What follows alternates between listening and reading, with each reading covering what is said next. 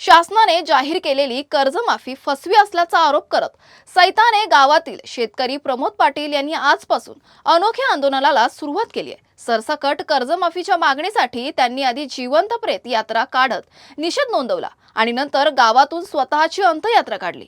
यानंतर त्यांनी थेट गावातील विहिरीत उडी घेत पाण्यातूनच अन्नत्याग आंदोलन सुरू केलंय।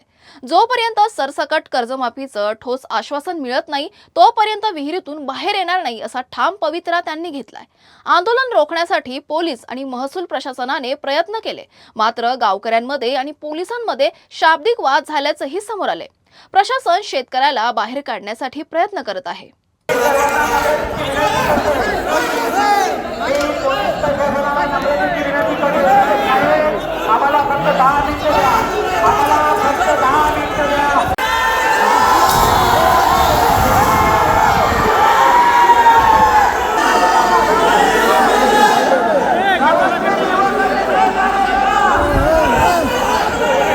जो काय सरकारने कर्जमाफीचा GR काढला त्याच्यामध्ये ज्या काही जात गाठी शर्ती ज्या काय गंभीर स्वरूपात टाकल्या ते खऱ्या अर्थाने तो पाहत असताना शेतकऱ्याकडून कर्जमाफी नव्हे तर कर्ज वसुली केली जाते, हे अत्यंत चुकीचं आहे।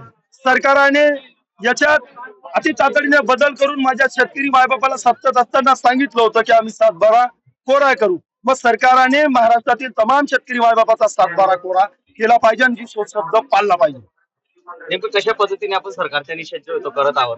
या महाराष्ट्र सरकारासाठी हा शेतकरी जिवंत राहिलेला नाही, म्हणून त्या प्रतिकात्मक मी जिवंत क्रीडीवर माझी जिवंत प्रेत यात्रा या ठिकाणावर निघणार आहे आणि त्यानंतर गाव विहिरीपर्यंत ही माझी जिवंत प्रेत यात्रा जाणार आहे आणि त्या पाण्यात माझं अन्न त्याग आंदोलन त्या पाण्यातच विहिरीत जोपर्यंत सरकार सरसकट कर्जमाफीचा काही ठोस आश्वासन देत नाही तोपर्यंत मी या त्या अन्नत्यागावरून उठणार नाही।